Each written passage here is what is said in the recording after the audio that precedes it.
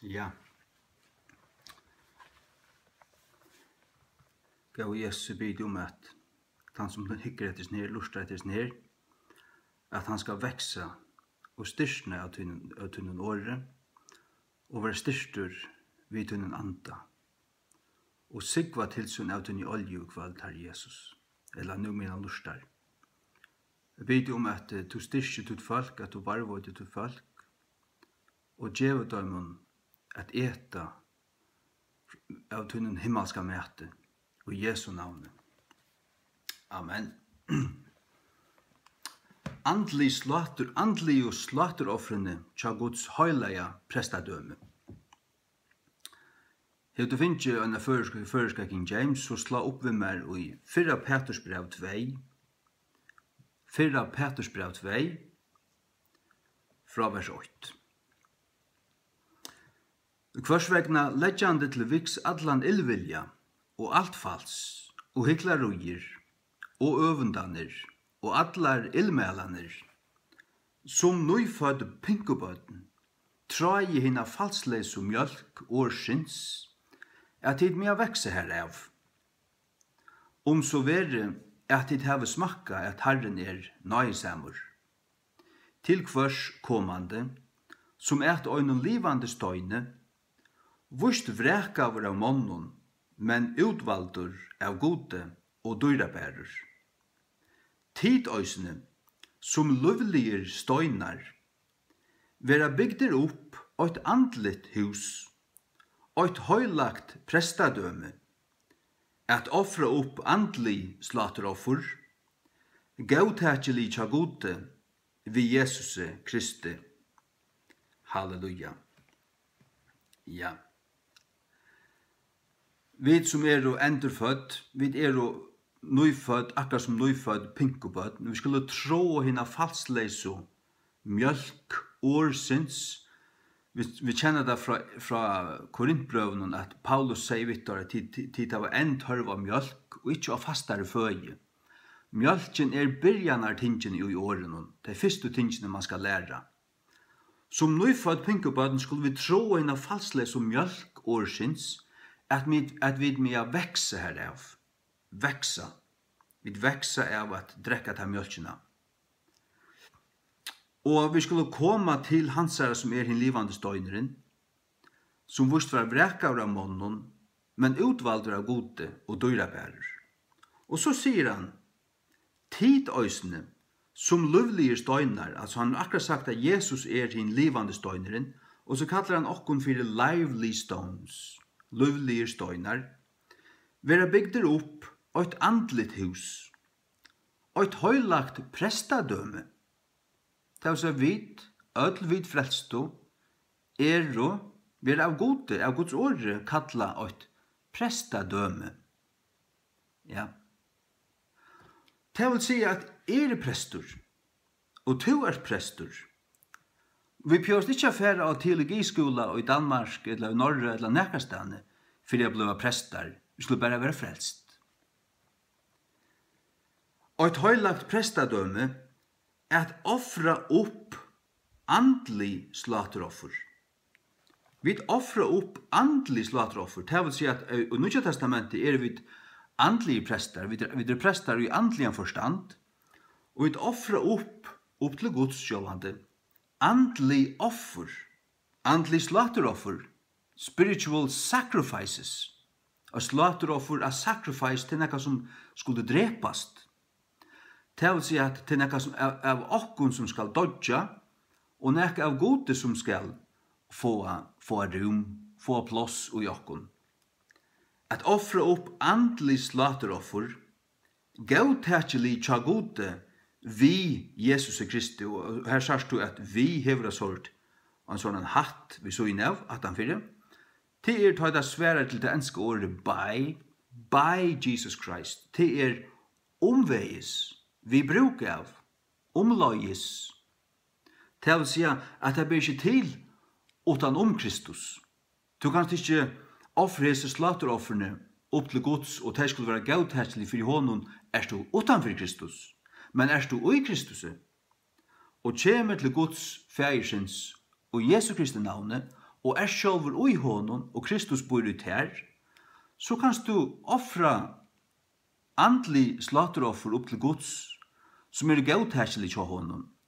Det vil si at du er en sannur, nøytestamentlig Guds tjänare, som tjänar honom, og til det som Gud vil, til det at vi vekser opp til fotla mennesker, til det som Efesusbrevet tåsar om. Efesusbrevet tåsar om det, at vi vekser opp til Kristus, opp til hans som hødde. Lett jeg kan lykke hoppe her til. Efesus, hver det testentur? Ja, det i Efesus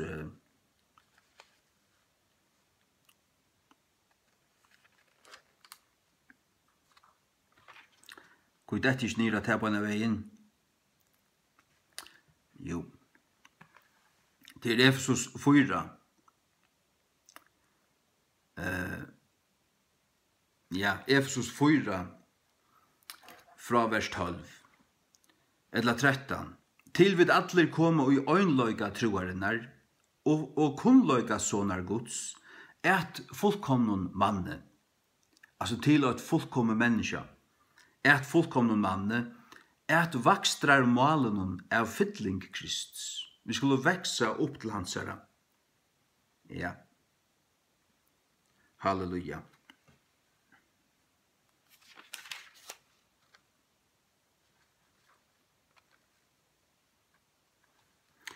Halleluja. Ja. Så færa vi, ta hette sagt, så færa vi til Leviticus, til 3 Mosebok. Hon øyde Leviticus, til et latinsk år, til ta merker lovbogen, men ta merker altså den levitiska lovbogen. Ja. Og alt Guds år givet vi utblåstre av gode. Vi kunne lære fra ødlom Guds året. Og nå tar vi et høylagt prestadømme, og et andligt hus, og vi for at offre opp andlig slaughteroffer for gode, som prestar i Nya Testamentet, sanner prestar i andanon. Så kunne vi lære imest fra Gamla Testamentet, til her var det likamlige prestar, og i tabernaklen, som Moses fikk på om å gjøre.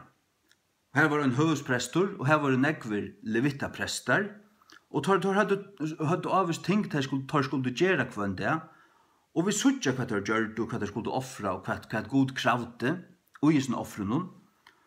Og i min morgenlesnei, min bibellesnei i morgen, støtte meg av til her, og jeg kom altså ikke vågjere. Det hadde for å tale til min, og så begynner jeg å skrive i mis nyer, og tog gjør jeg et innslag her. Leviticus 2, fra vers 12. Leviticus 2, fra vers 12.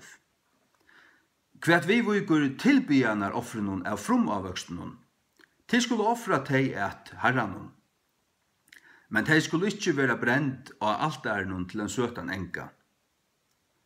Og først tilbyanar offer av tunnon slaughteroffer, skal du krydda vid salte. Og heldur skal du løyva salte sottmåla godstuns at vera vantande fra tunnon metoffre. Vi ödlun tunnon offrun skal du offra salt.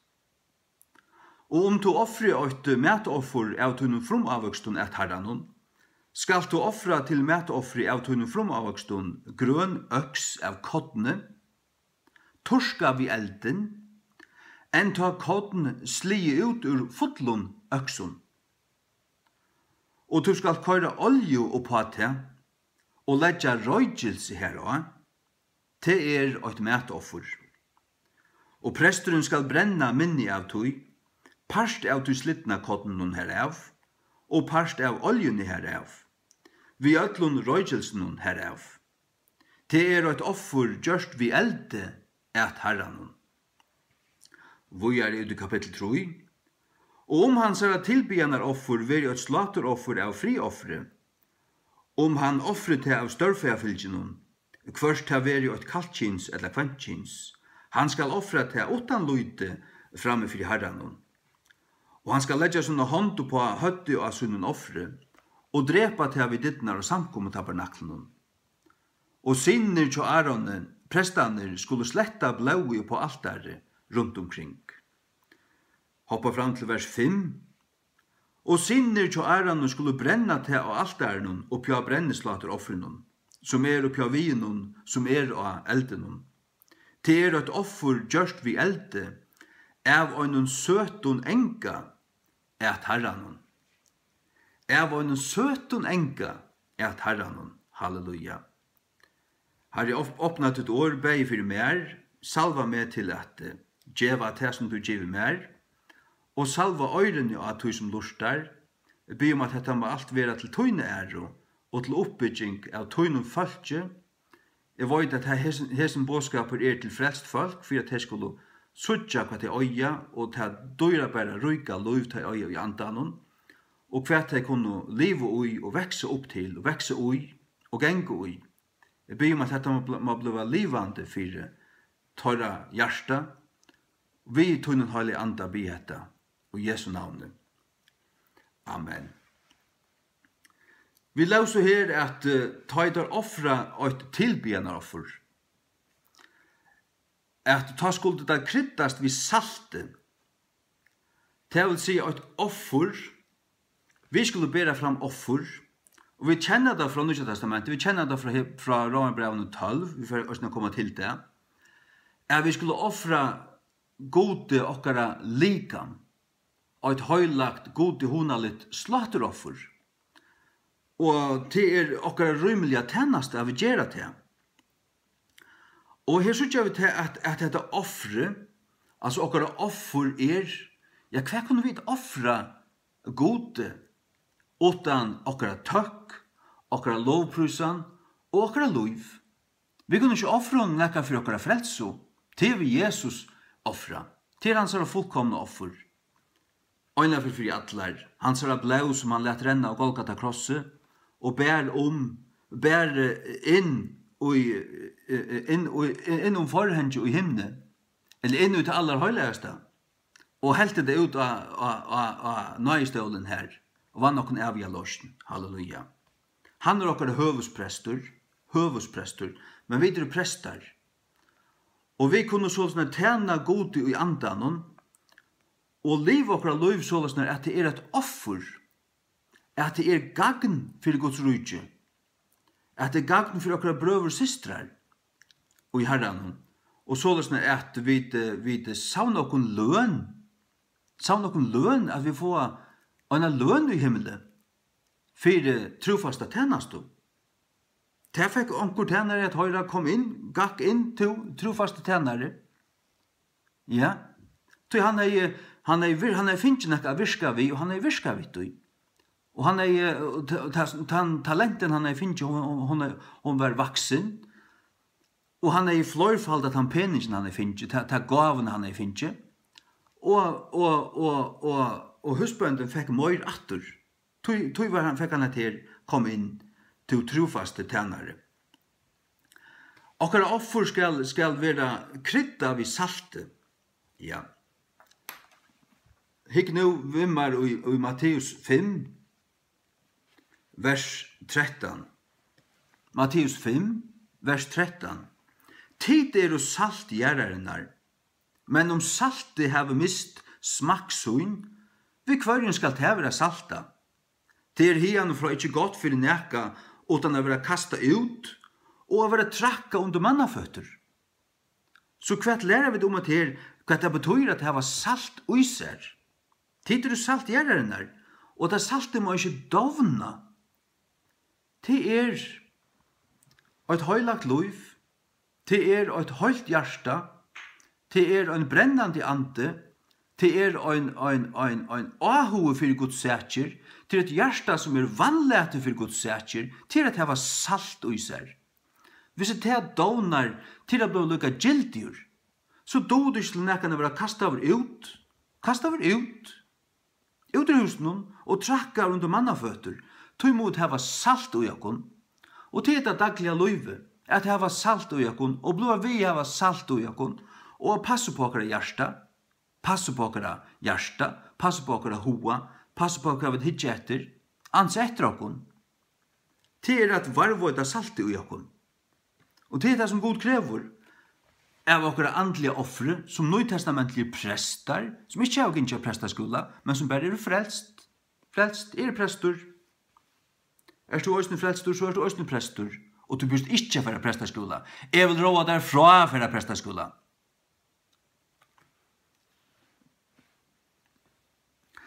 Så får jeg atter til Leviticus 2. Ja. Og du skal offre vers 14. Leviticus 2, 14 atter. Og om du offrer et mætoffer av tunne fromavvøksten et herren, skal du offre til mætoffer av tunne fromavvøksten grøn øks av kottene. Torska vi elden, enn ta kotten slie ut ur fotlun øksen. Du skal offre. Ja. Grøn øks av kottene. Hva er kotten? Kotten vekser ut i æksjonen. Hva bruker du kotten til? Ja, det er kjent. Og de atlan heim savner det kotten, og hva er for kottenløver, hva gjør det ur tog? Det gjør det brei. Og hva er brei i Guds året? Det kjenner du til. Det er manna, og det er, Jesus sier, det manna som kom ned fra himmelen, sier han i Johannes 6, 8-4. Men brei er Guds år. Brei er Guds år. Så Gud vil til at du ut under daglige kristenløyve etter Guds år, at du etter Guds kodden, som er Guds mætur, for at du skal bli stersker. Vi løser det her, Johanne, trøyene fastles som mjölkårsens. Mjölken er det første, så er det koddene. Så er det brei, du etter det mettan av Guds året, du lærer det, du teker det inn, du øyer det uten hjertet, gøymer det. Og så er det den fasta føyen, øyne kjøtt, det tingre og tingene i Guds året. Men lett dere halde dere i det til mjölk og brei, og lett dere sikva sin av olje til dere, og Jesu navnet.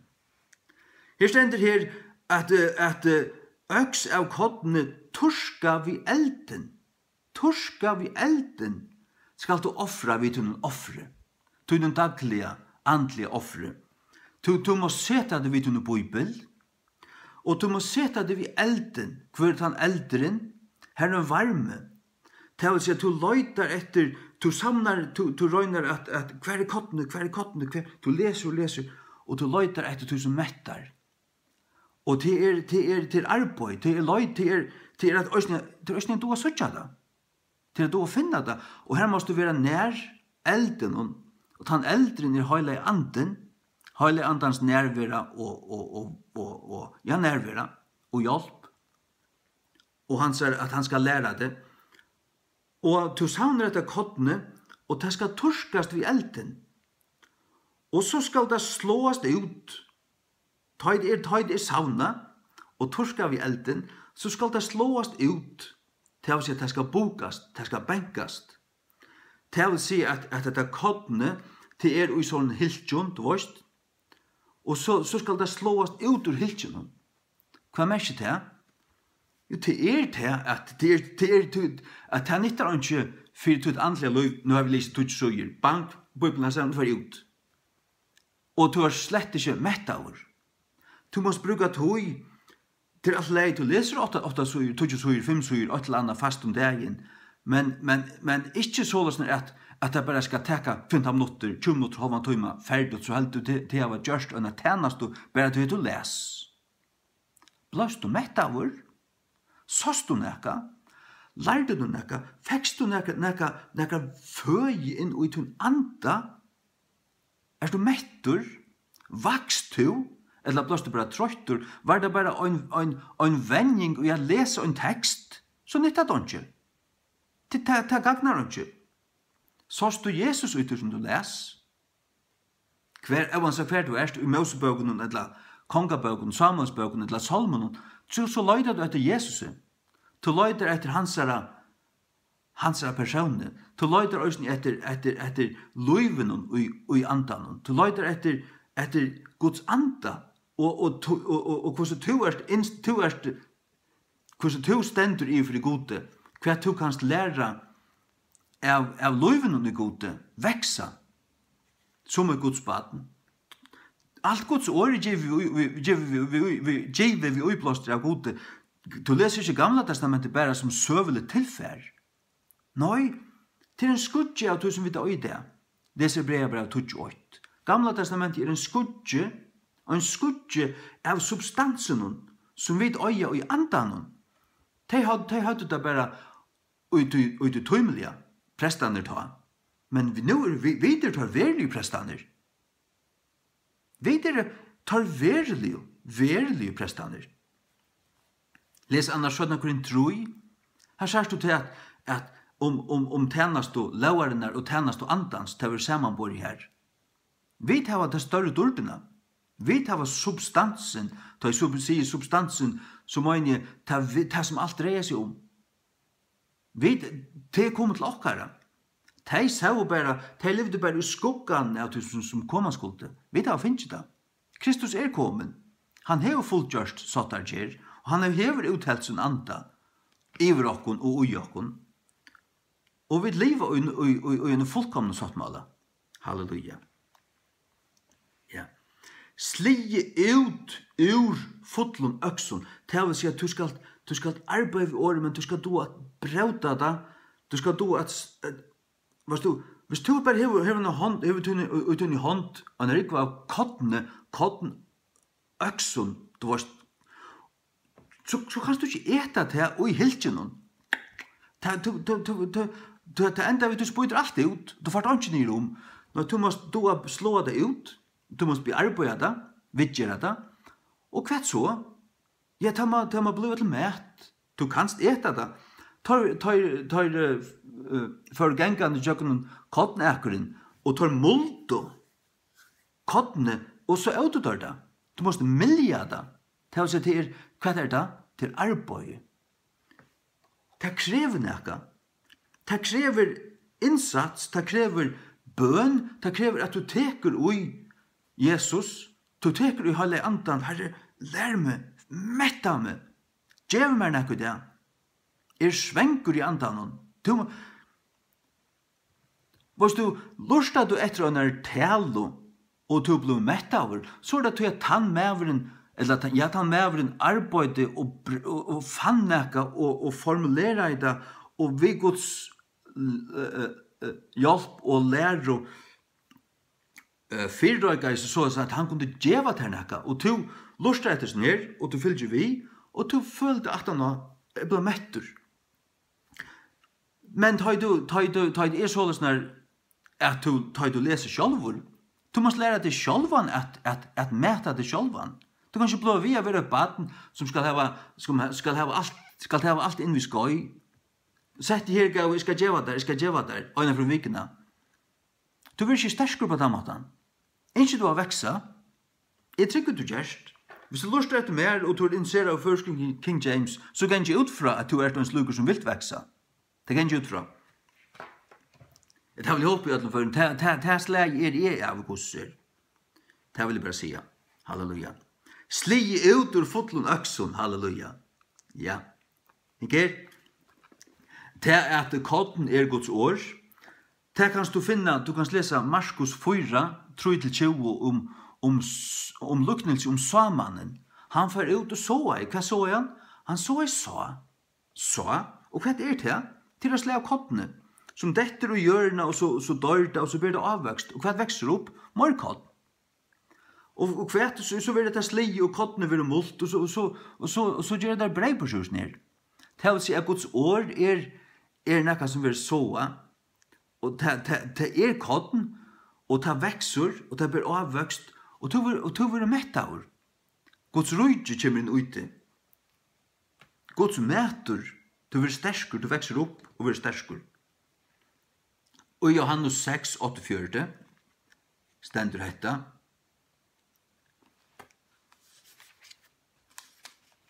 Johannes 6, 8-4. Jeg det til lufsens breie. Tykkara fedrar ut og manna og i øyne og deir. Hette brei som kjem nye fra himne, at han mevor ma ete her av og ikkje dodja. Sart du Guds brei djevet her av et loiv, til åre om Jesus, til evangeliet først og fremst. Men så alt loiv, da er kommet inn i Guds rydje, så alt loive som i Guds rydje, alt loive i andan, at du lærer til å lære liv ut i. Ja, et her av ikkje dodja. I et livande brei, vers 1,5, som kom nyr fra himne. Om nekar mevor eti av hesum brei, han skal liva ever. Halleluja. Og brei som jeg vil djeva kjøtt mot, som jeg vil djeva fyrir loiv hamsins. Halleluja. Et Jesus, et han, ta gjerst du ikke vet alt bor, ta gjerst du i andan, ta gjerst du vet takk med honom, personliga, honom, öllum personen Jesus Kristi, at du øyer han, så kanst du knella, jeg sier ikke vet alt bor, men du kanst pusha knella en gang. Setter vi opp bord og fått der et glas av ribenasaft, og skjer der en brebbita, og vi 2-3 øren brøren les Guds år, 4 Korint 11, halleluja, fra vers 23 og ut, og biso og brauta etter her, og braut breie, og takka Jesus for at han sier likam, han gav sitt likam for tutt loiv, at djeva tar av et loiv og holdt seg bøt, og takka Jesus for at han sier blau rann og Golgata krosset, og at han bærer det opp inn i himmelen, øyne for atler og vant her avgjør låsen. Takk og lov. Og så minnes du det som du øyer. Du farst ikke ta. Nei, du skal øye det på forhånd til ta en lysande. Ja, takk og lov. Halleluja. Halleluja. Jesus ta livande breie. Et han, men han også i sunnen året. Han hese andlige tingene og såløsner at de bliva livande, du fast lot ut av mun ta i du leser Guds handløgs år, og teker det til du, leser det eller hører det, men teker det til du, inn ut ditt liv, inn ut ditt hjärsta, og du fast en åpenbering i deg, og det blir nekka som du lever ui, og lever ut, nekka som du livande ut her, ta øye du hese ting, ødel ting og i Guds åre. Frelsena, andans døp, nøye gavnar, jeg kjenner til disse tingene her, jeg kjenner til andans døp, jeg kjenner til tungetal og tøying, jeg kjenner til å få kunnskaparår, jeg kjenner til å be for sjukon og sutja deg grøtt, men dette alle ting som jeg har i andan, dette ting som jeg vil se i Guds åre. Og vi tar at jeg trykker for at dette til mun, og at det til okken i det, så tar jeg det til mun, og ta fær så dratta plass min kristenløyve, og jeg lever her ut. Ikke til at alt for å dreie seg om noen ønstakken parster av oss ned, men dette blir en parster av holdene. Dette blir en parster av tog som i øye. Halleluja. Men nå i det skulle tidje etter okra tjenasto, som andlige prester og i Nye Testamentet. Takk og lov. Ja. Her vi at kottene skal slåast ut, skal miljast, slåast ur hiltjennom, til bæg fyrir til egnu fastlo, men til òsne, hvis du den årsens tjenare som skal bære året framfor i øren, så måst du arbeid her og skilja det og få, og ta må bliva livande og blett og lukka som etelitt, ta må kunne etast, du må kunne tekka og sige hatter hatta, hattur hatta, hattamersjer hatta, og leggja det ut sånn at andre kunne tekka vitt i òsne, så det blir til løy for deg, så det suttja det og skilja det. Halleluja. Lett å kunne lese 17. Timotheus 2,15. 17. Timotheus 2,15. Jesu navnet. 17. Timotheus 2,15. Studera at søgna til sjálvan virkjentan i fyrir gode, og en verskamann som tarvast ikkje skammast, rattliga, døylande, sannløgsåre, rattliga, studera kvært, studera Guds ord. Til konteksten Guds ord. Studera at syna til sjálvan, studera til at syna til sjálvan. Heter, men studera øysne fyrir at syna til sjálvan. Virkjentan i fri gode, ein verskamann, ein arbeidsmann, som tarvast ikkje skammast. Bjørst ikkje skammast, hesten ikkje letur, hatt ikkje en vanlig verskamäver, men hatt ein rattur verskamäver. Rattliga døylande sannløgsåret, det er døyla det ratt, og sia, utleggja det ratt, egentlig. At gjeva du tess ratta tøytning, og læra ratt, læra sannløgan, om Jesus, og om God, og om Guds rydtje, og om hver vid inni i myndene. Låt oss lesa Gjerninger Apostlene, kapittel 6, vers 4. Hvers vegna brøver, hitje tid fram tykker av mittlun tjei menn av ærligen ommæle, fotlar av halgandanon, fotlar av halgandanon og vysdømme, hver vid med a skipa i som starve. Men så sier apostlaner, men vi vilja djev okkun sjálvar avframhaldande til bønar og til tennastu årsins. Tar høyde ikke tøy til at her praktiske tennasten at føa ønsker og få tøk her. Tar sett og æra menn til det, til tøy apostlaner hadde bruk for å bruke alle sånne tøy og i bøn og tennastu årsins.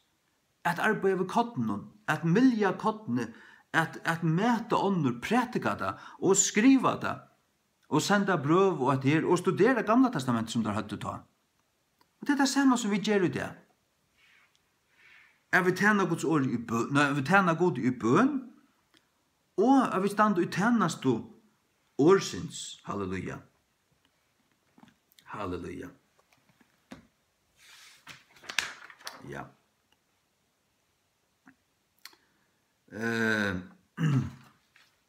Låt oss konfera lykka til Øysene takka lykka et annet her. Hvis jeg finner det her, jeg kommer akkurat i tankar om et annet.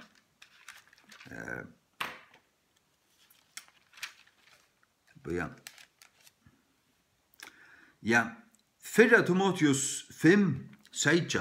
Lykka takka til Øysene i samband med her at arbeida vi årene. 4 Timotheus 5, 16. Let tøyr eldstar, 4 Timotheus 5, 16. Let tøyr eldstar som stjøtna vel, vera taldar tvøyfaldan høyrverdar, ser stekliga tøyr som strevast og i årenon og i godslæro. Especially them that labor in the word and doctrine. Labor, det strev til strøy, at arbeida i årenon og i godslæro, at arbeida utøy. At studera, ikke bare lesa.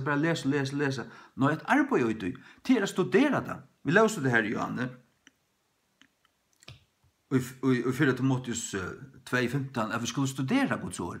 For det så noen virkjentar. Halleluja. Ja. Og vi leser altså det at tar som strevast i årene og i godslæro, tar tvøyfaldan høyur verdir til et høyursamt plås, og vi skulle vøyda tøymen høyur som gjerra det. Tøymen som gjerra det vel. Halleluja. Så færa vi vojar her i Leviticus, til den teksten vi arbeider ut fra. Begge 4 Petrusbrev 2:5 til den første teksten vi tar lyse, og Leviticus 2 til her vi læra hver ting og i okkara offer innihalda. Vi løser her i 4 Petrusbrev 2:5 at vi skulle offra en høylaver prestaskaper. Vi bygde opp til et antlet hus, vi en høylaver prestaskaper, og vi skulle offra gode antlig slakteroffer som nytestamentlige prestar. Halleluja. Og her sutja vi hvordan det i Gamla testamentet, hva god kravte, og hvis nere ting og læra vi det sindur. Takk og lov og kvöld. Amen. Så er det vers 15. Leviticus 2:15. Og du skal køyra olje på te. Hva te? Jo, slakteroffre. Olje skulle du ha slakteroffre. Hva er slakteroffre? Det er to. Det er to. To et liv. Det er to som skal ikke offrast slik som fyrtunna synd, men til Jesus ble offret for tunna synd. Hans blau er uttalt i til tur vaskar i hans blaue. Og tur oi honom placerar i hans setter i hans likam. Han bor ut der. Men at her skal olja vera. Du kan ikke genga nu som et Guds barn genga etter kjøtenen, genga holdslia. Og til lukkar som toknast gode, det toknast ikke gode. Tui at hva stendur skriva? Romerbrev 8. Hva stendur skriva i Romerbrev 8, vers 5.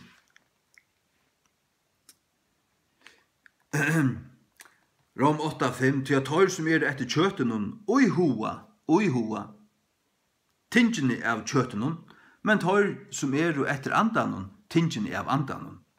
Tøy at vera kjøtlige hoavur deie, men at vera andlige hoavur luiv og frigjur. Tøy at din kjøtlige hovuren futjenskapur i møtegode, tøy at han ikkje undergiven fyrir Guds lov, vust oi heldur kan vera, så at tøy som i kjøtenen kunne ikkje toknast gode. Men tid ikkje i kjøtenen, men i andanon. Så veri at Guds ande dvöljist uitikkun. Nå, nekra mever hev ikkje anda Krists, han ikkje øyna hansara. Hvis du ikkje hever anda Krist, så er du ikkje øyna hansara, men du frelstur og hever fri vid god og kjenner ut her sjolven at Kristus bor ut her, så hever du Guds anda.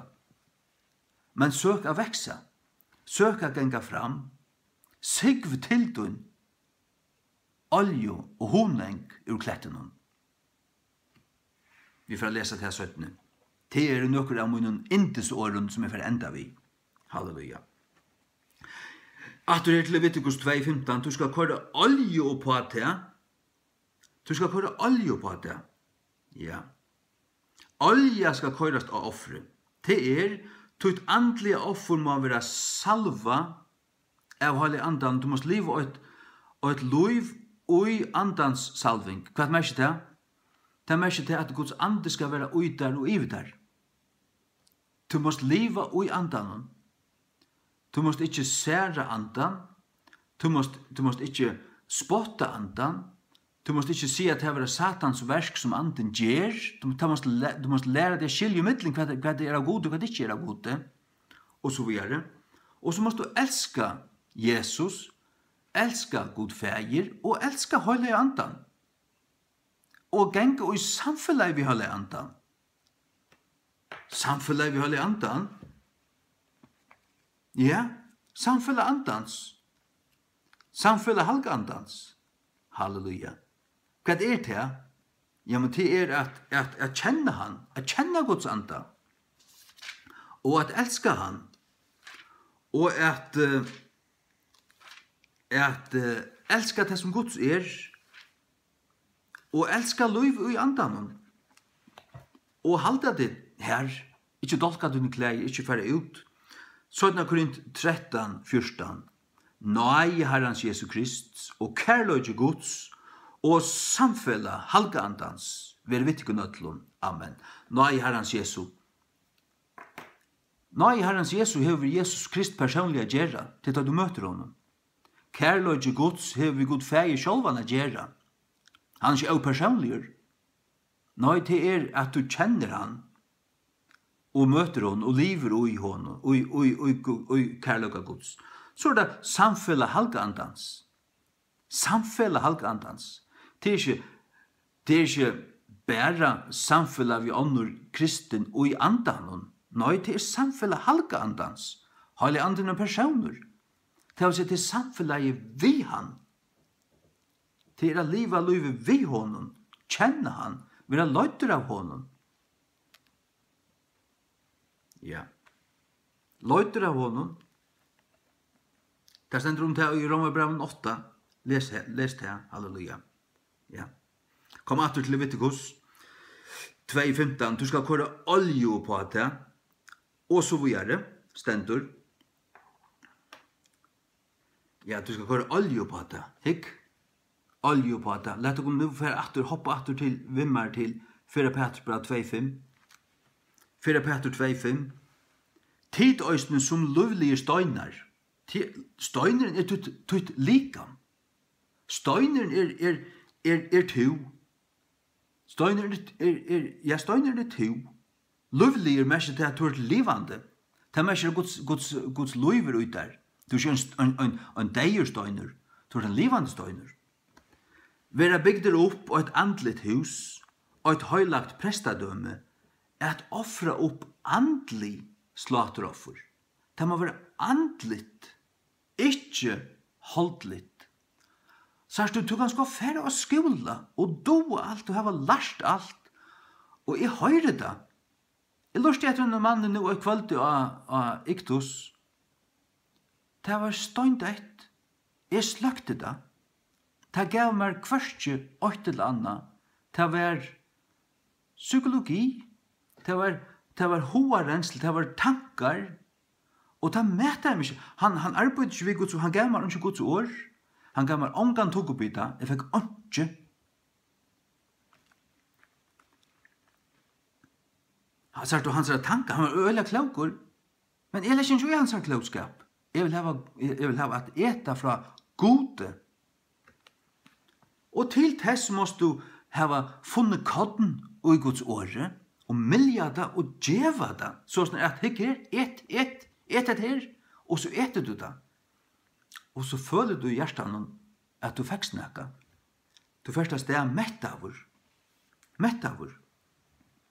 Det er at tjena gode vid åren, halleluja. Ja. Andlig slåtteroffer, minst at det skulle være andlig. Det er at olja skal være av. Det skal være andligt. Oljan er hele anden. Oljan er symbolet på hele anden. Alt i Bibelen. At olja skal av, det er til at Guds salving skal være av her. Hva merker det? Det merker til at du skal være fotler av halvandan. Vi lauser det her i Gjerningen Apostlarna 6, og har for atter til det lika. Gjerninger Apostlarna 6, troi. Hvers vegna brøver, hitje tid fram til mittlen skjeimen av ærlig ommelde, fotlar av halkandan. Og visdømme, tar skulle være fotlar av halkandan. Ja, til at tar skulle være olje av seg. Tar skulle være salveier. Være salveier. Vi viser jo at du er salveier. Det er mest ikke til at du er hins salveier. Jesus er hins salveier, og her kan ingen kappast ved han. Men vi som er i Kristi, vi drøysene salveier. Sånn er Korint 8. Sånn er Korint 8, vers 21. Nå, han som grundfester okkon, vi tekkon, og i Kristi, sagt du til vi til å gjøre, er vel og i Kristi. Og i Kristi, så renner han seg lov, og jøkken til akkurat som en grøyn i trænen. Han saften som er i trænen til østene. Hon er østene som båler på Jesu liv. Hva er Jesu liv? Det er hele anden. Det er Guds kraft. Og ta i grøynen er i trænen, så søyer hun saftene ur stammene, og saften kommer i jøkken, og hun blir frukt. Den saften er hele anden. Du er det andans frukt. Du er det frukter andans, og Galaterbrevn 5, 22. Kom atter her til Sønne Korint 8:21. Han som grundfester okkon vi tikkun i Kristi, og hever salva okkon god. God feir hever salva okkon. Det vil si at han vil give okkon av sin anda. Og det er det som gjør kristenlivet rukt. Er det bare kunnløyke og metravis av baukon og lærer og ditten datten, er det bare det, så blir det torst og måje og tungt, så blir det kunnløyke, lø av kunnløyke, du får bare størst hødd. Nei, kunnløyke blæser opp, men kærløyke bygger opp. Du må søke at genge i andan og kjenne liv i andan og vekse ut hui. men øysen hava kunnskap. Men det skal alt være i sånne rette plås, og det skal alt veksa saman opp etter. Så du ikke får slavsuje, kan man säga. Så du ikke bare er kunnskaper til der, men at øysen hever løyve. Det merker folk.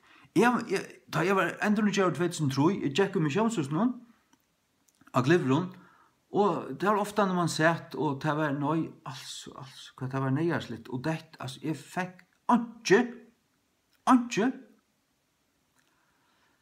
Jo, men så anker du får anker opp, så var det, hadde var bedre, men så jeg minnes øynmann, altså, jeg kan se han, jeg visste ikke hver skulle det tale heldur. Det var til en jælafest, og størst verden, det var fullt av folk, og jeg vendte meg rundt, og jeg sa en mann, hatter en Guds mæver. Jeg sa det i hverandre, jeg sa det i egen Guds nærvera, Guds dård, ljøma i jøgnans eier. Og så ble det kunngjørst hver skulle tale, og tann mæveren fører fram, og helt øyne rimmar tale om Elia god. Og jeg sett såløst nær, og jeg sier, hæsen tåsa ikke bare om det som nå øyne for hent i Elia, hæsen mæveren kjenner Elia god, han øyer Elia god, hæsen mæveren kjenner det samme som Elia kjente, det til moner det det som jeg vil hava. Og jeg løyte jo at du vil øysni hava det. Det ber til, søkta og by om det, til farsta god ikke mann av mån. Halleluja. Ja. Takk og brus. Hikker, så må vi færa, for at vi skulle komme nekra løy her, så må vi færa vujar her, at du til Leviticus 2, og du skal kåre olje på at her, på at kvett her, offre, slakteroffre, og letja røykjelse her også. Det et metoffer. Du skal letja røykjelse. Kvett røykjelse? Kvett røykjelse? Ja, bøya lykka, la meg vise der. La meg bare kjøtt vise der til. Hette en teknikk av tabernaklen som vi gjør det i 2003-2004 her, eller? Tabernaklen. Det er truspelar her rundt. Og her var det nekka som at horen gladittnar inn i forgæren. Det første du komst til, det var slatter, det var hvordan øyta, altare. Det var her, og det er at du kommer jobben her, og dittnar inn i alt det høyla er Jesus. Det første du kommer til hans blau. Du var hans blau, du var vaskaur. Da du kommer inn i Kristus. Så kommer du til vattnet, du var vaskaur dagliga. Hette er tvottarkjære. Og så kommer du her til, hette er kjoltabernakle. Og her kommer du inn her er en æradyr til at du Jesus. Og her er at her søgnesbreia båret ved 12 breien og det skal du eta dagliga. Til at du dagliga eter Guds år. Eter mettan. Og så er det ta nasta at det er ljósastekkin. Til at du får ljós yfir året. Du lærer skilja alt. Du eter det mettan. Du lærer skilja hatta mer hatta relatera til te, hatta til jødana, hatta til okkom, ditten, datten, og du skiljer alt. Så kommer du her til røykelsesoffer alt der, til bønt og en forhenge, og det skal si at der, bøn og lovprysan. Høvespresten får inn øynafyr året vi blau inn her at hedle inn at hedle av satarlåtje og satmaløsjene. Men det stendig skriver at han skulle at først skulle han offra røykelse, at det høyleie her, at det høyleie, og det det aller høyleiste. Det høyleie skulle fyllast vid røykje, og så korte han forhenge fra, og så fører han inn, og da kom et røykskudd vid noen, og han lukta av røykje, og han kom inn, og kunne knela her, Moses knela, jeg hørte herren tala, tilsyn fra i middelen cherubimmanar, men høvespresten, han får inn øyne fra året, og helt det blaua av låtje her, fyrir synder falksins. Og han er jo bandasser som tar hala han ut vi. Hvis blå ikke var gautidje av gode, hvis det ikke var så som gode er fyrskriva, av en løydalesen lampe, så døy høvspresteren. Ja. Til det som heter røyelsesoffer alt der mersker til bøn og tilbyan. Halleluja. Så at røyelse mersker bøn og tilbyan. Og det skulle jo offre øysene, for at det skulle være et godt offer, sagt du. Vi skulle bære fram honalig, altså gautætjelig offer, for det gode. Og ja, hva er det, altså? Ja, det er til vi livet rett, høylagt til salte, jeg vil ete Guds kodden, jeg vil fotla av tog, så vi hava Guds lov i okken, så at vi kjenner hva det Gud vil, og vi også kunne vittne for øren, at vi kjenner evangeliet. Og det skulle torskast vi elden, kottene, det vil si at vi brukar tog, vi en åpnare bibel, og i Guds andans nerver, og han slipper å lære okken, til det som det merker. Og så skulle kottene slåast ut, det vil si at det skulle miljast, og så sånn at det kunne etast, og gjerast til brei. Så det kan metta til og metta ånder, så du skiljer Guds ord, så du ikke er blind for deg. Det er avfrelst folk som bare prøver å lese Bibelen, hun sier det om noe. Men da du er kommet inn, da du er frelster. Som du såst her, altså tekningen, Janne, søgnesbreia bor her, ljøsastekjen hinnemennene, og jeg skal stendre om ljøsastekjen, han skulle kasta ljøs iver av hinnemennene. Hva skulle han kasta ljøs av? Av breie. Breie Guds ord, og ljøsastekjen. Det er arbeid sammen, så først du vågjere, og så kommer du til at det er røykelsesoffer altare. Det vil si at daglig skal du komme til Jesu blå, daglig skal du komme inn i jøkken dittnar. Det er her jeg kommer til tøyen. Her er vasket med under blåe, så kommer du til the altar of sacrifice, slaughteroffer altare. Så kommer du til tvåttarkjære, du vasker det vi Guds året, du byrjar, du leser, og så kommer du inn i det høyleia, og du eter, hva hender her? Ta åpnast året, tar du for en milja, for da milja kottene og eta det. Og så tendras ljøse, anden kommer til, hatta betyr hatta, og så kommer loivoi, og så blir det livande, og du vaknar. Ta vaknar du vi, og så færst du inn, og så akkallar du Herren, og så begynner du å bia, og så lovprysar du, og det kommer skudj, jeg har gått stort, til, jeg har sett her skudje, jeg har sett atmosfæren av brøtst, ta i Guds ande kom til, jeg har sett det som en møten, her er en spesielt ljøs, og en spesiell ljøme, inne, og en varme, og en nærvære, og hun kan være sera sterk, og hun kan være litt færre. Jeg har sett det i sommon husen, at Guds ande er attast i salen, og i hjørnen. Her er det færre av Guds nærvære, og mittelen folk var støynt etter, akkurat som et svart skudd, her bort. Slukt har vi sett i andan. Til min kjelk, ja.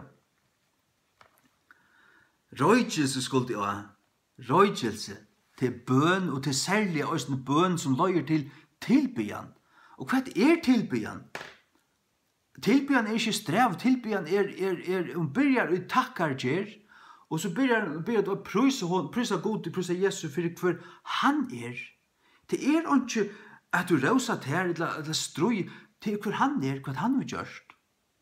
Hva han har gjort, og du takkar for hva han har gjort, hva du har opplevd han uten livet, og pryser han for det som han lovar som året, det som han fører for, det er lyftet til øyer. Det er det som er. Så la snart åpnes dette, så snart kommer Guds skudj i det, halleluja. Og hva er så til at du gonger inn, foran i skrattene, vårt nå. Foran i skrattene, men røykelsesoffer alt det er en her i andan. Så er det nå tåser vi om de tingene vidt og i andan, som vi sutja tar 8 i Gamla testamentet, och till fysiska, tar åt att likamliga. Tar gör då en likamliga tjänst och en likamlig tabernakle. Vi tjänar god i andan och Efesus brev i 8 säger till att vi är långt setst vi Kristi och i himmelskum plassun. Det vill säga i andan så är vi långt här och Hebreerbrevet säger till att vi kunde komma framför god djärvliga. Vi Jesu blåe. Orsaka av Jesu blå, orsaka till att vi tar Jesu blå och tar ropar, tar talar om för gode, om till att okkara synd dömt. Jesus blev dömt ur okkara rumsted. Tog kunde vi gänga in rättvist gjort. Tog kunde vi gänga in vi dirve. Alltså utan att skammast, inte fräck men djörv, alltså inte piprande, men alltså not djörv. Sjående vi viringar ötta, vi respekt för god och allt det, men allikevel, ikke så att vi ikke tår å komme inn. Det falsk eimukt når vi skulle komme inn, og som bøten som hører heima, som bøten som sparker horene opp, mamma her, eller pappa kommet, hei, og leip opp i hans føvning. Og det han elsker dere, skjønner du? At det er det. Halleluja. Må jeg lese det? Ja, så leser jeg det. Det er altså Hebreerbrevet.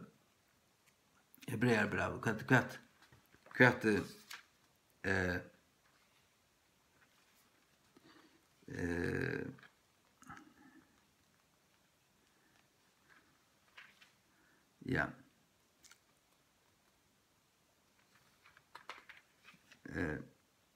Jeg skal ikke finne det, så leser jeg det på, ja. Hebreerbrev 4:16. Hebreerbrev 4:16. Halleluja, halleluja, halleluja. Her. Hebreerbrev 4:15. Til vi har ikke en høvesprest som kan ikke være norsten vid kjenslene av okkara vøykløyken. Han okkara vøykløykar nærsta han. Han nærst kjenslan av at hva vi færre jøkken, han vøyk hva det til han selv være menneske, satt menneske og sann og god. Han var fullt ut menneske til han var i hjørne. Han var ulika med akkurat så vidt. Han var frøstaur. Han blev altså frøstaur, men han sigra i. Ja. Ja. Han var sonur Mario. Han var altså kommet i lika med, kommet i kjøttet. Men han altså god, kommet i kjøttet. Norsten vi vøykløyken, vi kjenslen av akkurat vøykløyken, men vær i ødlom punktum frøstaur lykka som vidt vera. Tau åttan sin, han frøstaur akkurat som vidt, og i ødlom snir, som et menneske verur, men åttan sin, fullkomlige. Læt om okkur tøy koma djarvligane, at ha sete nøyenar, at vid med vinna miskun, og finna nøye til hjelpar, og i tøy av tørve. Læt om okkur tøy koma djarvligane, at ha sete nøyenar, djarvligane. Halleluja. Ja. Atto til Leviticus 2. Ja. Der skulle røygelse av offre. Røygelse, det bøn og tilbyan. Bøn og tilbyan. Lett oss først fære til Hebreerbrev 12, 23. Hebreerbrevet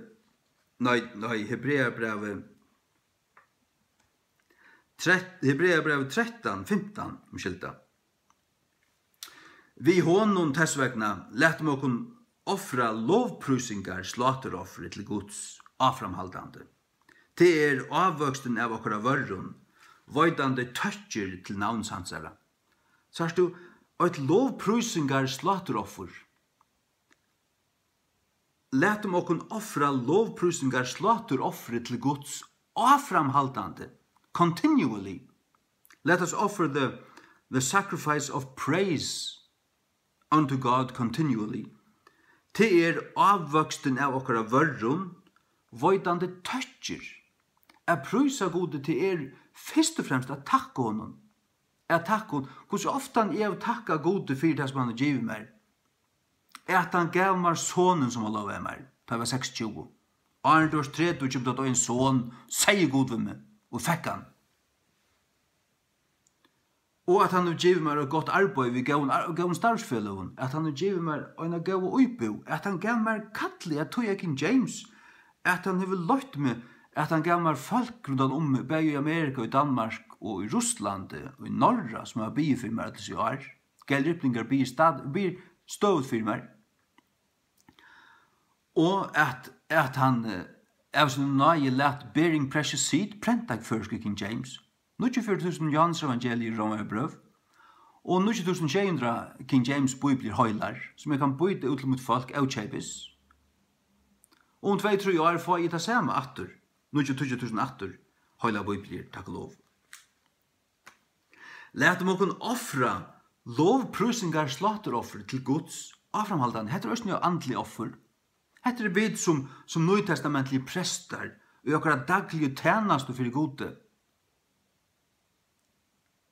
Jeg kan ikke få til arbeids utan jeg leser i Bibelen og bie. Så får jeg helt for sånt til arbeids. Hvis jeg får sove med, så får jeg ikke rennende ut dittene utan jeg leser Guds ord og bie. Nei, jeg skal bie. Og jeg skal lese Guds ord. Kvønte. Ja. Det må jeg. Jeg føler det men hvis jeg ikke har gjort det. At det blir vøyker.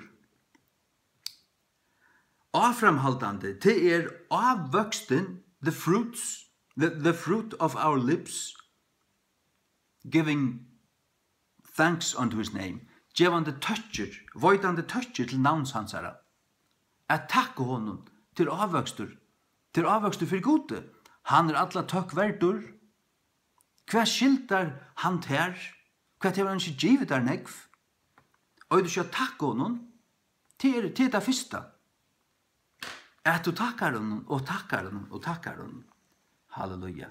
Lät deg lykka nu færa til solmanar. Kom til solmanar. Vi tok det til tabernaklen, det ligger her i gulven der på en annan tekningen her. Jeg må fara at tekna det bedre. Ikke? Vi snakker om takkar gjer til det første, og så løy det til lovprusan, og så løy det til tilbyan. Ta det kommer inn i tilbyan, tar det innelig samfunnet. Men det byrjar vi takkar gjer. Salmer 100 vers 4, kom, Salmer 100 vers 4. Fær inn i hans postur, vi takkar vøytan. Hetta tås om tabernakle. Fær inn i hans postur, hva er postret? Til postret inn i forgæren. Vi takkar vøytan, takk honom. Tar du kommet inn i hans forgærar, vi lovprusan, hva er hans forgærar, tar du kommet langer inn. Du byrjar vi takkar vøytan, så det lovprusan. Og det må ikke være som Jesus sier om jødene her, at de prusa honom i sin vörron, men tar det hjärsta var fjärst fra gode. Det må være vi, tunne hjärsta vi. Og tog det ofta godt at du ikke bare leter munnen køyra, men at du er stidler først. At du blir stidler, at du samlar tankene, at du er sannur. Herre, nu tilbyr det, og så det så hjärsta vi. Herre, nu takkje for det, og så hjärsta vi. Munneren og hjärsta, at du knyter deg saman. At de fylltjast. Og at du ikke skundar der, at du ikke først fram til sjálva, men at munneren og hjärsta fylltjast. Halleluja. Ja. Hikk.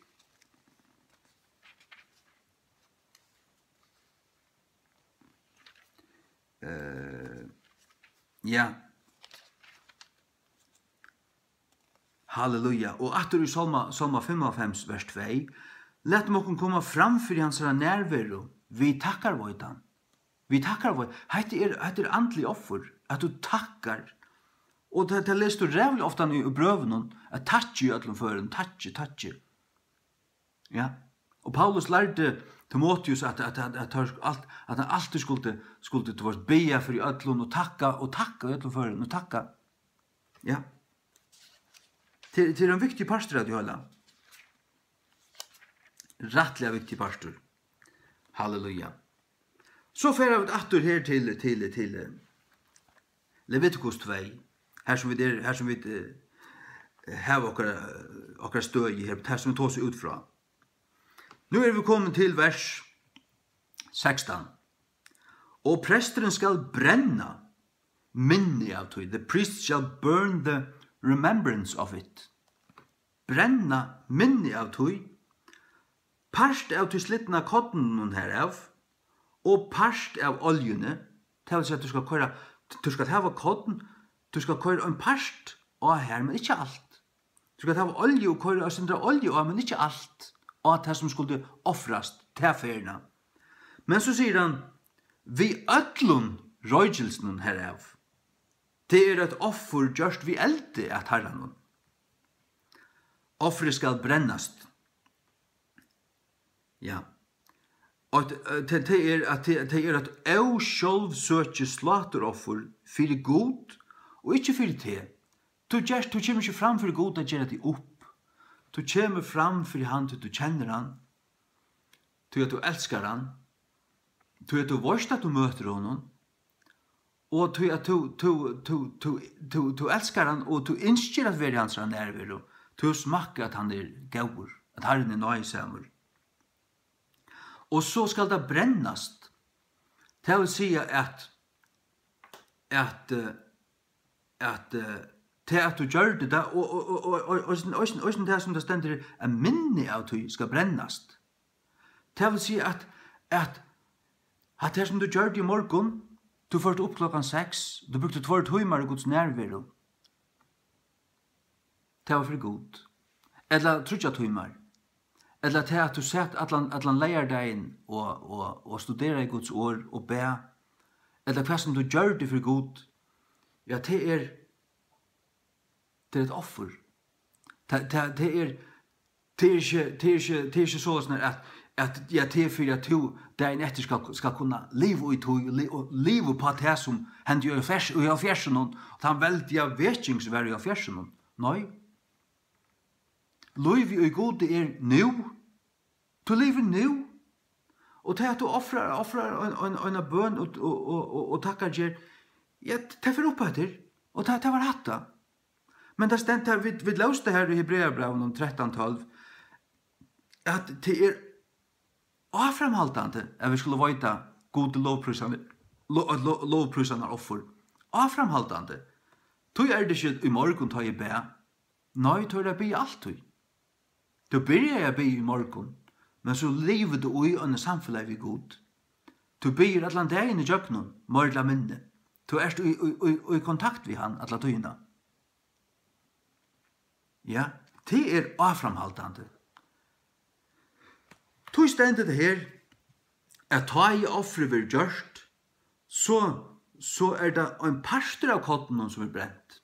Ja, det er den parsteren du åt. Ta i du hei en stund vi gode, du åt det her, og det ble et offer, og det ble brent. Og du fikk det sindre av olje, av andan, og en parster av du ble brentur, og det var offre. Det var den stunden du offret for god. Den spesielle stunden her. Men alt røygelse, hva er det? Jo, det er at røygelse, tun takkarvøytan og tun tilbyan, hon er ikke bare her. Hon skal fortsette. Tui er det at medan du hei ta spesielle stundene vi gode, at tui får allur han røygeren opp. Alt det røygelse. Det får alt opp. Men òsne tui at året, du kan ikke offra til alt opp. Det er altså kottene. Det er altså det slittna kottene. Det slittna kottene, det er offre. Det er det som du brukte og tog i Guds nærvær, og han hjelpte der at milja, og du skilte det. Ja, det var det. Det var det at du offret til togene til god, sammen med honom, gavst hon til togene, at lære det sitt år, og at her. Og tog ble til et offer, men det var bare til tingene, her som jeg etter. Du kan ikke offre alt kottene.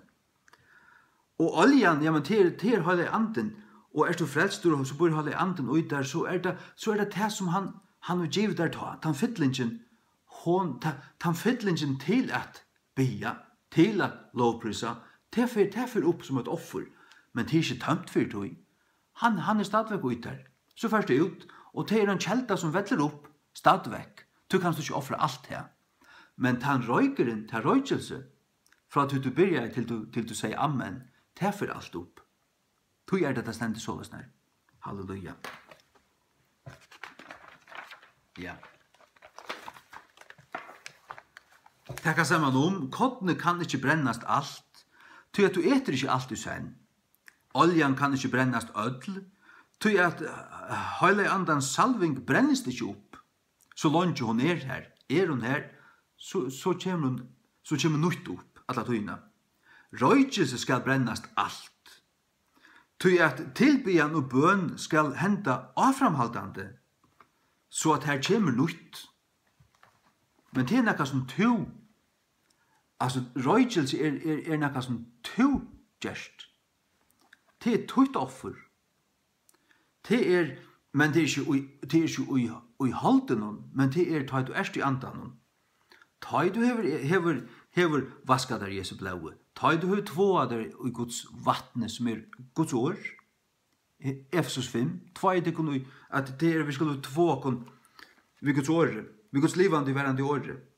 Efesos 5 kom. Efesos 5 26.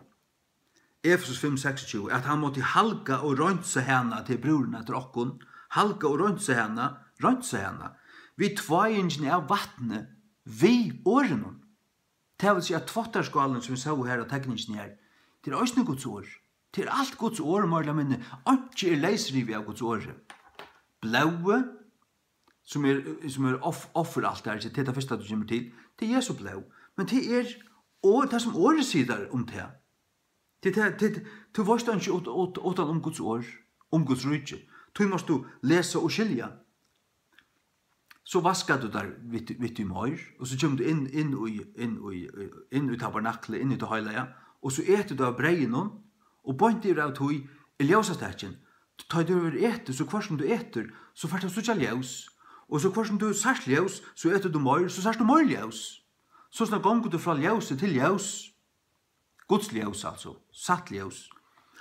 Og så kommer du til tilbyan og takkarvøytan, og det kommer skudja Guds nærvero. Satt. Og så gonger du inn for det aller høyligste vid dyrve. Og så lever du, så kommer du inn framfor Gud feir. Jesus sier, veveren sannløysen og løyve. Andre mever kommer et feiren utan vi mer. Jødane kallar og porster inn i forgæren for veien. De kallar av porster inn i det høylega for sannløygan. De kallar av forhenge for løyve. Jesus sier egentlig at ånden kommer inn i det aller høyligste til god feir utan vi mer. Til tru porster. Og i Nya Testamentet må vi som andlige prester, som hava substansen, vi må hava samfunnet av Jesu blau. Altså vi må oppleva Jesu blau. Vaskast Jesu blau, vaskast Guds år, eta Guds år, få ljus i Guds år, og så må vi tilbya og bya, være bya en bønnermennesker, og så genga vi det inn. Du kan ikke bare komme drønande for å bo i alt, ikke åpna Bibelen, ikke tilbya bare god. Nei. Du kommer ikke at oppleva Guds nærvaro til daglig på den måten.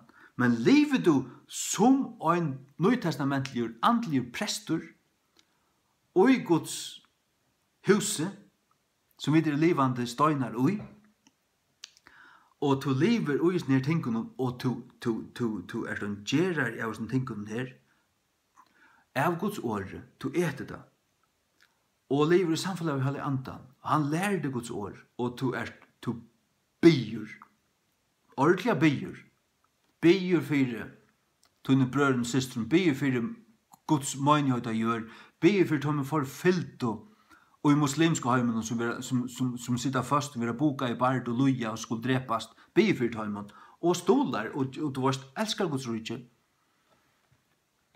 så kanst du genge inn her. Genge inn her. Forhenge i skrattene, det ikke bare symbolst måla pukka akkurst, det er mest til at forhenge skrattene. God sier til at sotter, vi så blaue, kom inn til det aller høyligste, kom inn til God feir. Halleluja. Ja. Er ikke underfullt? Det underfullt. Ja. Jesus høvuspresteren. Hever du en høvus, så han høvus. Han den hakste, han eal, han the high priest. Men vi har lyst det, vi også prester. Vi også prester. Det vil si at Jesus hever en prestlige tjenest. Han høvusprest, han langt og færen, han i halvdømmen og i himmelen. Og i kjalden som god oppslag, ikke med vår, og i himmelen ikke kjennøyt. Halleluja. Dette kan lese Hebreerbrevet 6:26. Hebreerbrevet 6:26. Du at en sluker høvesprestor samai, etla sømte, samai okkon, som høylavur, møynaleisur, eudolkavur, ætskildur fra syndaren, og gjørdur hagri enn himnaner. Det altså Jesus, han okkar høvesprestor, han her oppe. Men i versen point og æren leser vi til, Hebreerbrevet 6:25. Hvers vegna han fører for i øyne av frelsa tøyr til hins ytsta, som koma til Guds vi honom, vi til at han lever til å genge i forbøn for tøymon. Jesus, okkar høvesprestor, i himmelen, og han byr for okkon, han byr for mer, han byr for ter, han byr for tøymon, sånne folk ikke gjør, han byr for at evangeliet skal gjøre, at mennesker skulle få ut av båda, han byr for okkon. Og han fører for at frelsa tar til hins ytsta, fullkomliga, som koma til Guds vi honom, by him. Her sender at vi en sånn hatte, til by, til omveis, til vi bruk av. Ikke saman vi, men vi bruk av, til å si at vi trygg av Jesu offer, vi trygg av Jesu person, vi trygg av Jesu Golgata-verk, kommer til Guds, til at du får omveis Golgata, omveis Jesu blå til Guds, så vil du akseptere av, du er gautigen, du er fullkomne rønnsaver, du er høylaver, så kan du komme til Guds. Ja, og han ber for jokken. Jesus ber for jokken, han høvespresteren, vi og i hans huset, livande støynar i sin husen, han hotnastøyneren, han høvespresteren. Halleluja. Og han ber øysene. Til hans høvesprestlige tjeneste nå. Altså, det stender i Hebreerbrevet at han offrer seg til å se han øyne for fri atler, og så han 69. Han ferdig til han 69. Hans gjerninger liver åttan til at han en tjeneste i himmelen. Og det at han byr for okkon. Han byr til god fægir. Hoksa der. God sonur, som også god. Han ikke minne god enn god fægir. Han allikevel på en eller annen måte fægiren overligere og i rang, altså akkurat som mævren og konan. Mævren høver konan, men han ikke mer verdur, han ikke nekka mer enn han, men han hagre, til god fægir har sett han hagre. Så det det ved Jesus og fægiren, at fægiren fægiren, men god fægir og god son og god høyre anden og atler god, og her ingen kapping, og ja, hatt en løndardom, kan man si, vi tror øynøyden hvordan samansett, men jo, Jesus byr til god fægir, fyre okkon, halleluja, og i himmelen, takk og lov. Nå det her indeslige årene som jeg har tidset, og som jeg har funnet, som lukket som leipe av, eller sånn her. Og de ikke leipe av, men de relaterer til at vi at eta Guds år, eta kottene, sigva olje til okkon. Og det alt ur Guds år. Det ikke av til leisrive av Guds år. Nei. Hikk. Jobb 29. Jobb 29 fra vers 8. Åpna nu Bibelen av valgsignavur. Og jeg ikke finner en føreskak King James, skriva til mun, jeg skal senda der øyna avkjeipis, eller du kan køyre her til mun, du skal få oss nekvar som du vilt. I øydar i 1000-tallet. Jobb 29 fra vers 8. Jobb her at helt affram sina dømesøv og sier, og at jeg vær som i omlidnum manaun, som i døvunum ta i god varvøyte med. Jobb vær her, han har mist alt.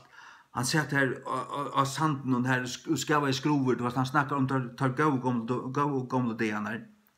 Som i døvunum ta i god varvøyte med, han har kjent Guds nærvær Jobb, Ta i hans kjerste skøyn og pjamunnen høtte, hva dette? At det heilig andans nærværa. At det at du hever Guds nærvære tjater. Hans kjerste skøyn oppi atunnen høtte, og pjamunnen høtte til her. Hva finner lærersvannene i Gjerningen av Apostlarna 2, ta i kvitsunne hente, da kom en eldur inn, og skilte seg sånt og settes du på øyne kvann torra. Tungur av eld, tungur lukka som av eld, og settes du på øyne kvann torra. Det var det kjerste. Det ble lika akkurat som var kjerste, og du var sko se kjerste til sånn her, og så brenner et ljøs oppi her. Du likam tempelheilig andans. Ta i du fotler heilig andan, så brenner en låg oppi her. Og en flamma. Jeg har ofta følt henne. Hun oppi hatten som her. Det hun. Jeg har ofta følt henne. Ok, jeg følte alt i mørla minne. Ta i hans kjerste skøyn oppi munnen høtte. Ta i vi hans ljøs i jøkne myrskur. Vi atter by his light, by, her stendur by. Vi brukar du tøkst hans ljøs vitt der, ja? Og du gjekst du jøkne myrskur. Eins og jeg vær i døven ungdomsmunns, ta i Guds løgndar mål, vær oppjå munnen tabernakle. Hva er tabernakle? Det telt. Oppjå. Det akkurat som i Exodus 4, ta i Moses hei røst tabernakle, ta kom eldsolan her nottena, og vær oppjå tabernakle. Og dagen en røyksula, oppjå tabernakle. Oppjå. Så sånn her, fra himmelen og nyer til, lukka som her. Og det ser man tåsar om. Guds løgndarmål. Guds løgndarmål var pjamunnen tabernakle. Ja. Ja. Det stender om til the mystery of God, which is Christ in you. The mystery. Jeg minns akkurat, det stender i Efesbrevn, jeg kunne funnet fram, which is Christ in you. Her stender løgndar, Guds løgndarmål, til akkurat som mystery. Til Kristus og i okkun. Til løgndardomren. Til Kristus og i okkun. Til alt. Til Kristus og i okkun. Kristus og i okkun. Til tar vi der endurfødt. Han og i okkun vidt i hånden. Og vidt som en grøyn inn og i treie. Og så kommer saften i jøkken til hele andans liv. Så vi parster av hånden. Og hans liv og i okkun. Så flamman her, og så hans løgndarmål på akkurat tabernakle. Ta i en allmåtto og vær tjamer, og ta i mine bøten være omme, så stender her, ta i et tvåa i mine fet, vi smør. Hva er smør? Hva kommer smør fra? Mjölk. Du mjölka kunne, og så teker du til føytas alt det, og så stender det og statnar, så først du smør. Det var smør og mjölk det samme, og mjölk Guds år, tog smør øysne Guds år. Han tvåa i sånne fet, det var hvordan han vandra i. Hvordan han gjør, hva han gjør det, hva han ikke gjør det. Han tvåa i det, han halga i seg. Vi smør, han halga i seg, vi Guds år, han halga i sånne gongt, han halga i sitt dagliga liv, det vil si at genga fram i høyla løyga, fullkomna høyla løyga, til akkurat dagliga levna i et liv og høylagt. Vi Guds år, det det samme som at vaska okkon, vi vattne, vi Guds år, Efesus 5:26, som vi løs i Janne, det samme. Så stender her, og kletturen helte mer ut løtjer av olje. Kletturen helte mer ut løtjer av olje. Hvor kletturen? Kristus.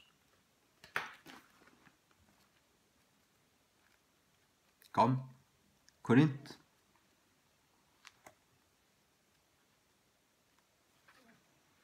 Fyrir Korint 2, 3. Og drukku allir inn saman andliga drikk, tog jeg tar drukku av til andliga kletter som fyllte tøymon, og tann kletturin vær Kristus. Kletturin Kristus, atur til Jobb 20, og kletturin helte mer, støtte mer, helte mer ut, løkjer, ikkje ein løk en å, men eier, kletturin helte mer ut, løkjer av olje. Hva hendte ut i øyemørsen tar vi vant i vatten? Herren sier vi Moses tekststaven, og han sier han skulle tala til kletten. Moses ble ytler, han slå kletten. Han skulle bare tala til kletten, han skulle skipa honom at gjeva følelsen om vatten. Men han slå han, og hva hendte? Kletteren klona i, klettur kloven fyrir meg. Klettur kloven fyrir meg, og hva hendte? Der rann vatten ut ur kletteren. Kletteren Kristus som måtte klikkvast av Golgata krosset fyrir meg til, og ut ur honom renner lufsens vatten, drekk av tøy, og du skal hava evet liv, og ble vi å drekke av tøy, drekk til fotlan av det, så der renner, så bare fotler, så der flytter iver. Så kommer det ut til Johannes 6, sånn at det kommer løtjer, så skulle renne ut under bøtje. Kom her til, Johannes 6. Først Johannes 4. Johannes 4, 14. Hette det første. Hette det første. Hette øynkjelda. Johannes 4, 14. Men hver som helst utrekker av til vattnet som jeg skal gjeve honom, skal aldri tista. Aldri tista. Du drekker det av tistan, til du blir frelst ut og fart av liv. Men vattnet som jeg skal gjeve honom skal være oi honom, øynkjelda av vattnet, vettlandi opp inn i evet liv. Det vettler opp, blir vi av vettle. Er du varva til Kristi alt ut liv, og dorst oi Kristi, så først du inn i evet liv. Jeg trykker altså på frafall, ønsken Åsas falslærere. Så fører vi til Åsas, til det samme som Eifaf, øyne flestur, alltid flestur, til en djevelsens falslære oppur helvete, som er blenkt vrætje. Blenkt. Johannes 6, 38, fra 6, han og tror av meg, og så skriften har sagt, fra 6, og du sørste degnen, du støvra degnen av hatøyne, støv Jesus og råpa i sigande, om nekka med vår tiste, let han komma til moin og drekka. Han og tror av meg, og så skriften har sagt, ut ur hans bøtje skulle fløyma eier, til det som samme som vi løser her, til Jobb 20. Løtjer. Her en høtler nere som heter løkshøtl, og her en skole ved løtjen. Her renner en løker til øyne. Men løtjer til en pluraliteter. Her fløyre eier. Det vil si at her og som tar i Guds år, tåsar om Guds nøye, så det ofte fløyretal. Og Peter skriver om det her, vi skulle tjene hver øren, og som vi tar med til nøye, øyne finnes hatt, øyne hatt. Guds markfald og nøye, hun markfald, til hun utarbeider seg på imsar hatter. Øyn for et annet. Men alt i gode. Alt i Kristi. Er du til det? Du kommer til Guds jobben Krist. Så døyler han ut. Halleluja. Han tror av meg, og så skriften har sagt, ut av hans bøtje, out of his belly, skulle fløyma eier av livande vatten. Her er du ferdig fra en kjelto, som vettler opp til av et liv, til at jeg kom her til at eier renner ut ur der. Av livande vatten. Men dette taler i han om andan, som tar som trygg hva han skulle mottaka. Til at halvdje anden var ikke en djivin, av til at Jesus var ikke en durmetter, men til han ble durmetter, takk om halvdje anden, og tar vår filter taler vi gjør en tungon. Halleluja. Tungetala er trufalt. Det er at du kan tala för mannen och te skilja. Det är också att tungotello. Och ett annat slag är att du ber. Det är ett landarmal för grund 12 och för grund 14. Och ett annat är att tillbya i andan. Det är att synja i tungon. Det kan man lösning uppleva. Halleluja. Ja, här tror jag Kletteren helte meg ut løtjer av olje. Vil smakka det her? Pressa det inn. Takk halda hans kappa. Og si, slippe der ikke før du valg segna meg. Vi lukka trøsker som Jakob. Best vi godan høyla nått. Jeg slippe der ikke før du valg segna meg. Ja, alvar at hos. Og bli vi. Nått atna nått, eller det atna det. Og i månans vis, tak kjemur. Vust kjemur det. Det kan jeg vittna der. Jeg prøver det.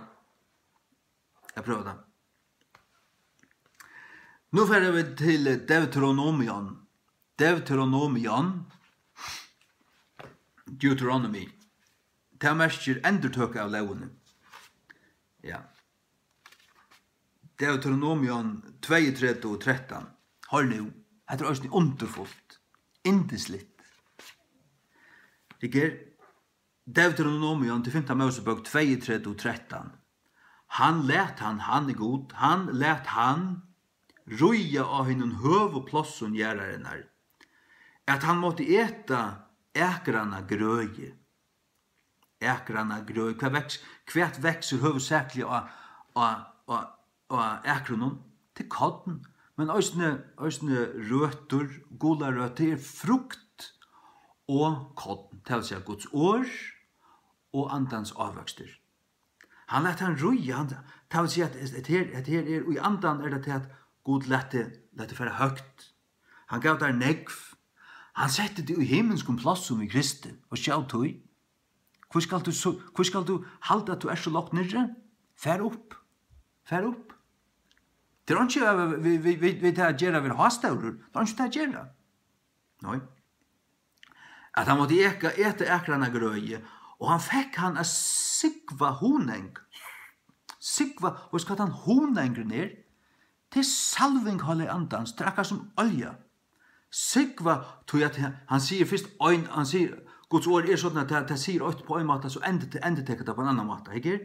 Han fikk han a sigva honeng ur klettenon, og olju ur tog tittnota klettenon. And oil out of the flinty rock, til herra klettenon. Sigva. Han kletteren Kristus, han han salvaie. Du teker i han, og du har samfunnet i han, og du lever i honom, og du søyer til hever hovedsakelig vi til å gjøre. Du knusar Guds ord, du eter det, du berges ved det, og du skal lære til, og du skal lære til, og du skal doe til, og du skal ete til, du skal kjenne til. Har du lært meg hva betyr det? Akkurat lever å lese av Bibelen, jeg ber i forfra, jeg skal lære til, og du vet det? Og så gjør han det. Han gjør det. Om du søyer at sigva krevet en innsats, det at du søyer, det å bia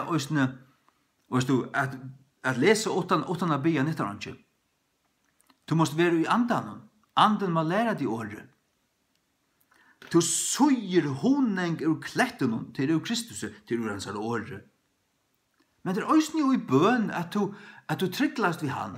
Ta du hever lise, og så først du vujer, du byr øysene, og du teker halda hans kappa, og du trygglar han nokre ting. Du byr og pressar de inn, lukka som en fataka åndjan som kom til en dømare av natt. Hun kravde sin ratt. Og han sier, jeg tøy mykje møyre, altså. Jeg var fri å sove om natten, så gav han henne, at det stendet ikke lukka så atjan. Gav han det som om for å få fri henne. Fær til å gå av natt, og tryggla. Har jeg skal hava til. Jeg skal hava til. Gjemmer det nå. Og så fart det. Og så prøyste at hun fyrir det. Han vil egentlig at du skal hava det. Han vil at du skal være signaver. Han vil til signa Jakob. Halleluja.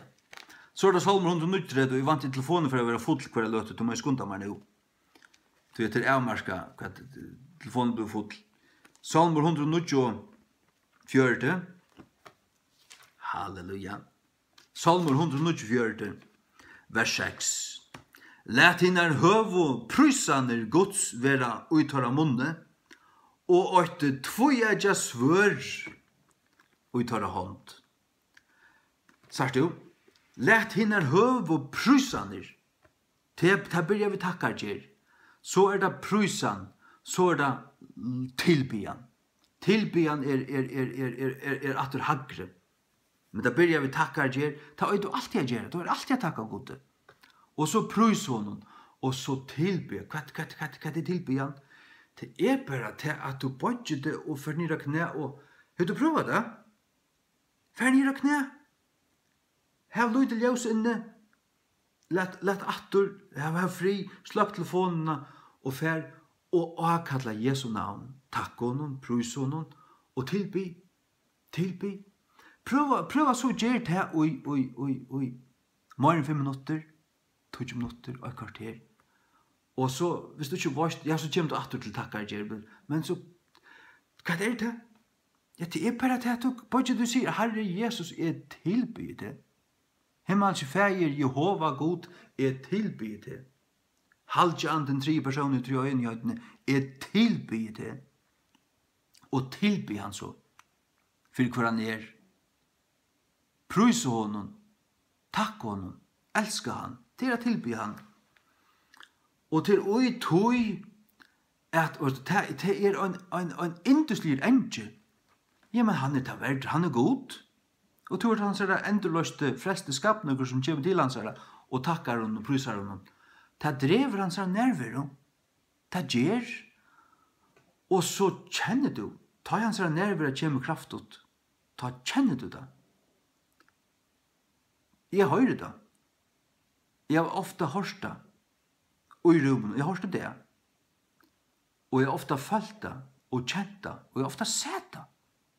Sett det. Blundande og hitjande, begge blundande, til lykka mykje. Ja. Og du vil oppleva det. Ikke for opplevelsesskilt, det er ikke det å gjøre. Det er ikke opplevelseskristendommer. Det er samfunnet vi godt.